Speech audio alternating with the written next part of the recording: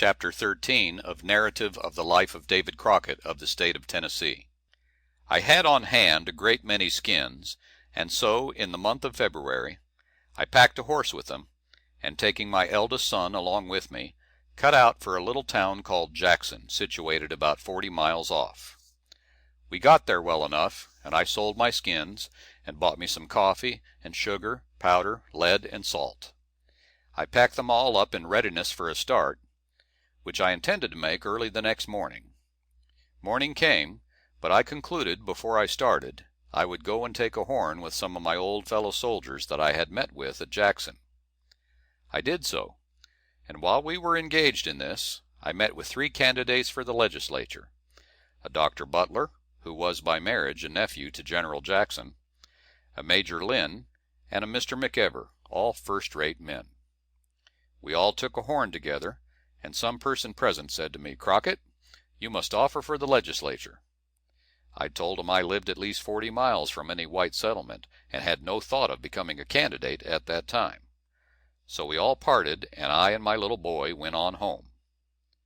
It was about a week or 2 after this that a man came to my house and told me I was a candidate.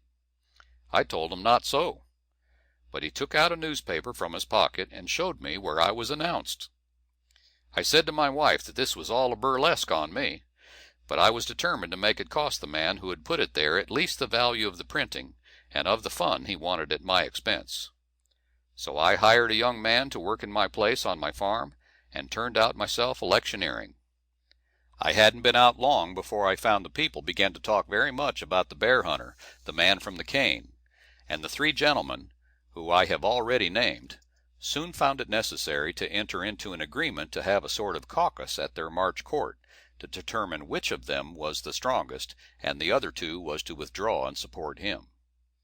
As the court came on, each one of them spread himself to secure the nomination, but it fell on Dr. Butler, and the rest backed out. The doctor was a clever fellow, and I have often said he was the most talented man I ever run against for any office. His being related to General Jackson also helped him on very much, but I was in for it, and I was determined to push ahead and go through or stick. Their meeting was held in Madison County, which was the strongest in the representative district, which was composed of 11 counties, and they seemed bent on having the member from there. At this time Colonel Alexander was a candidate for Congress, and attending one of his public meetings one day, I walked to where he was treating the people, and he gave me an introduction to several of his acquaintances and informed them that I was out electioneering. In a little time my competitor, Dr. Butler, came along. He passed by without noticing me, and I suppose, indeed, he did not recognize me. But I hailed him, as I was for all sorts of fun, and when he turned to me I said to him, "Well, Doctor, I suppose they have weighed you out to me, but I should like to know why they fixed your election for March instead of August. This is," said I, "a brand fire new way of doing business if a caucus is to make a representative for the people." He now discovered who I was, and cried out, "Damn it, Crockett, is that you?" "Be sure it is," said I, "but I don't want it understood that I have come electioneering. I've just crept out of the cane to see what discoveries I could make among the white folks." I told him that when I set out electioneering, I would go prepared to put every man on as good footing when I left him as I found him on. I would therefore have me a large buckskin hunting shirt made, with a couple of pockets holding about a peck each, and that in one I would carry a great big twist of tobacco, and in the other my bottle of liquor, for I knowed when I met a man and offered him a dram, he would throw out his quid of tobacco to take one, and after he had taken his horn, I would out with my twist and give him another chaw, and in this way he would not be worse off than when I found him, and I would be sure to leave him in a first-rate good humor. He said I could beat him electioneering all hollow. I told him I would give him better evidence of that before August, notwithstanding he had many advantages over me, and particularly in the way of money.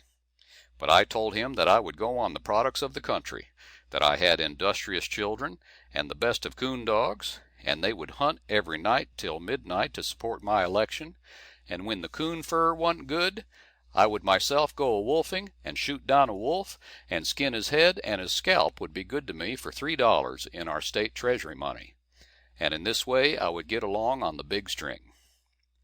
He stood like he was both amused and astonished, and the whole crowd was in a roar of laughter. From this place I returned home, leaving the people in a first-rate way, and I was sure I would do a good business among them. At any rate, I was determined to stand up to my lick log, salt or no salt. In a short time there came out two other candidates, a Mr. Shaw and a Mr. Brown. We all ran the race through, and when the election was over, it turned out that I beat them all by a majority of 247 votes, and was again returned as a member of the legislature from a new region of the country without losing a session. This reminded me of the old saying, "A fool for luck and a poor man for children." I now served 2 years in that body from my new district, which was the years 1823 and 24. At the session of 1823, I had a small trial of my independence, and whether I would forsake principle for party, or for the purpose of following after big men. The term of Colonel John Williams had expired, who was a senator in Congress from the state of Tennessee. He was a candidate for another election, and was opposed by Pleasant M. Miller, Esquire, who, it was believed, would not be able to beat the colonel. Some 2 or 3 others were spoken of, but it was at last concluded that the only man who could beat him was the present government, General Jackson. So a few days before the election was to come on, he was sent for to come and run for the Senate. He was then in nomination for the presidency, but sure enough he came, and did run as the opponent of Colonel Williams, and beat him too, but not by my vote. The vote was for Jackson, 35, for Williams, 25. I thought the colonel had honestly discharged his duty, and even the mighty name of Jackson couldn't make me vote against him. But voting against the old chief was found a mighty uphill business to all of them except myself. I never would, nor never did, acknowledge I had voted wrong, and I am more certain now that I was right than ever. I told the people it was the best vote I ever gave, that I had supported the public interest, and cleared my conscience in giving it, instead of gratifying the private ambition of a man. I let the people know as early as then that I wouldn't take a collar around my neck with the letters engraved on it, "My dog, Andrew Jackson."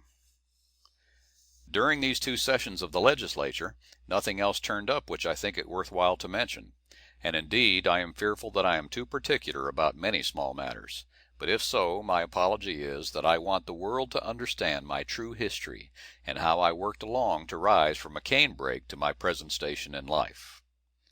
Colonel Alexander was the representative in Congress of the district I lived in, and his vote on the tariff law of 1824 gave a mighty heap of dissatisfaction to his people. They therefore began to talk pretty strong of running me for Congress against him. At last I was called on by a good many to be a candidate. I told the people I couldn't stand that. It was a step above my knowledge, and I knowed nothing about Congress matters. However, I was obliged to agree to run, and myself and 2 other gentlemen came out. But Providence was a little against 2 of us this hunt, for it was the year that cotton brought $25 a hundred, and so Colonel Alexander would get up and tell the people it was all the good effect of this tariff law, that it had raised the price of their cotton, and that it would raise the price of everything else they made to sell. I might as well have sung psalms over a dead horse as to try to make the people believe otherwise, for they knowed their cotton had raised sure enough, and if the colonel hadn't done it, they didn't know what had. So he rather made a mash of me this time, as he beat me exactly 2 votes, as they counted the polls, though I have always believed that many other things had been as fairly done as that same count. He went on and served out his term, and at the end of it cotton was down to $6 or $8 a hundred again, and I concluded I would try him once more, and see how it would go with cotton at the common price, and so I became a candidate. End of chapter 13.